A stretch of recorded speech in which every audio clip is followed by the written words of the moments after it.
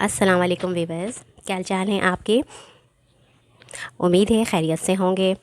बहुत से लोगों का ये प्रॉब्लम होता है कि मुंह को बहुत अच्छी तरह साफ़ करने के बाद भी वो कहते हैं कि हमारे मुंह से बदबू आती है।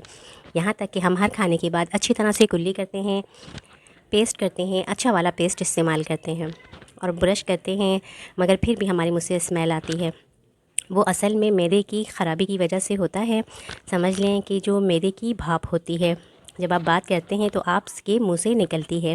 ये गैस बात करने के साथ जब आपके मुंह से निकलती है तो सबको फ़ील होती है, महसूस होती है, आपको भी महसूस होती है और आपको बहुत बुरी लगती है, अच्छा नहीं लगता। इसको ख़त्म करने के लिए मैं आपको एक बहुत ही आसान और सादा सी रेमेडी बनाऊंगी, जो घर में आप इंतहाई आसानी के साथ फ़ौरन ही बना सकते हैं और इसको लॉन्ग टाइम के लिए महफूज कर सकते हैं।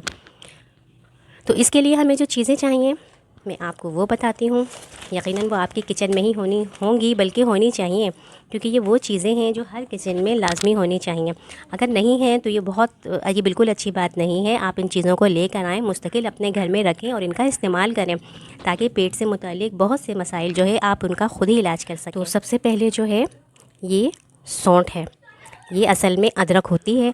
अदरक को जब सुखा लिया जाता है तो वो एक सौंठ बन जाती है, सौंठ कहलाती है, यानी सूखी हुई अदरक। तो मुझे उसका पाउडर चाहिए। साबुत अदरक लेकर आप उसको ख़ुद भी सुखा सकते हैं और सुखाने के बाद आप इस तरह से उसका पाउडर बना लें। और अगर आपके पास साबुत है या पंसारी के पास से आपको साबुत भी मिल गई है तो भी आप इसको इस तरह लेके इन चीज़ों के साथ हम वज़न आपने लेना है। जैसे समझ लें आप 50 ग्राम आपने सौंठ ले ली है, ठीक है। इसका जो इस्तेमाल है वो मैं आपको बताती चलूँ। कोलेस्ट्रॉल के लिए, बलगम, कब्ज़ में इसका इस्तेमाल पाउडर बनाकर किया जाता है।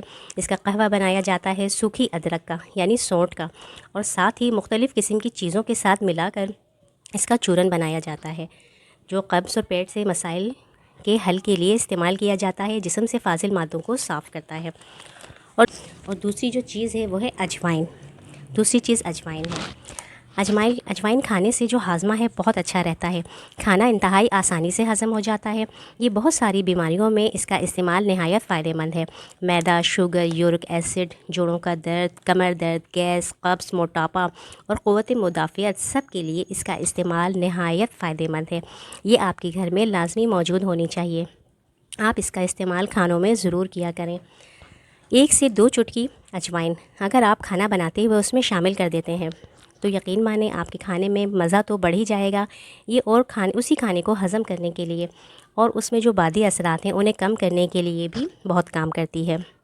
पेट की गैस के लिए अजवाइन के लिए मैं वीडियो बना चुकी हूँ, जिसमें मैंने अजवाइन का जो इस्तेमाल है 2 तरह से बताया है।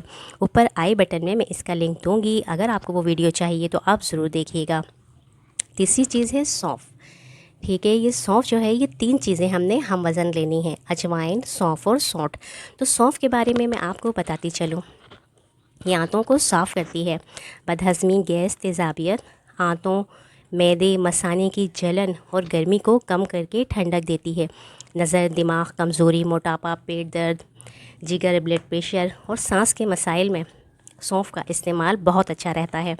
सौंफ पर भी मेरे चैनल पर वीडियो बहुत ज़्यादा डिटेल से मौजूद है, जिसमें मैंने सौंफ का इस्तेमाल, सौंफ के फ़वाइद, सौंफ को किस तरह किस मौके पर कितना इस्तेमाल करना चाहिए, बहुत डिटेल से बताया है। साथ ही मैंने सौंफ के शरबत की भी वीडियो शेयर की थी, जिसको गर्मी में मैदे की जलन, मसाने की गर्मी, जलन, कमज़ोरी, आंतों की सोजिश के लिए सौंफ की शरबत की जो मैंने रेसिपी शेयर की थी, वीडियो बनाई थी, उस वीडियो का और सौंफ के जो फ़वाइद हैं, दोनों वीडियो के लिंक मैं ऊपर आई बटन में दे दूँगी, आप वो ज़रूर देखिएगा।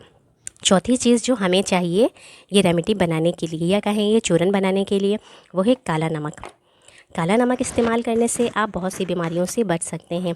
इसको आप सलाद, दही, फलों की चाट और उसके साथ ही सूप और दालों में भी इसका इस्तेमाल कर सकते हैं।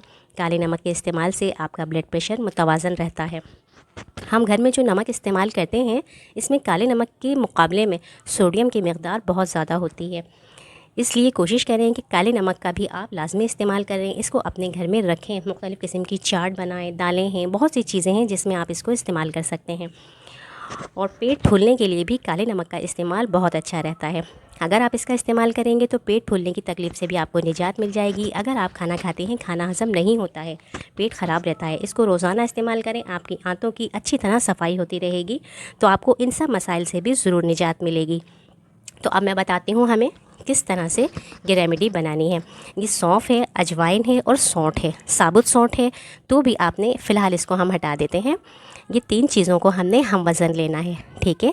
25-25 ग्राम, या फिर आप ज़्यादा बना के रखना चाहते हैं कि 1 माह 1.5 माह आपका चल जाए आराम से, तो आप 50-50 ग्राम तीनों चीज़ें ले लें एक वज़न में।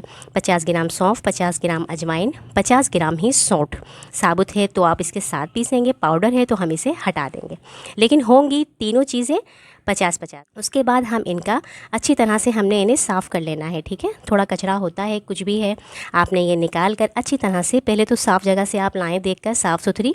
इनमें छोटी छोटी मिट्टी होती है अजवाइन में, ये देखिए छोटे छोटे से पत्थर होते हैं, अगर आपको दिखें तो वो आप लाजमी निकालें, क्योंकि अगर आप इस तरह की चीज़ों को साफ़ किए बगैर ही पाउडर बना के इस्तेमाल करेंगे तो ये जो छोटे छोटे इसमें मिट्टी के टुकड़े भी होते हैं, कंकर होते हैं, ये जाकर आपके गुर्दे में पथरी बनाएंगे, आपको ज़्यादा नुकसान देंगे।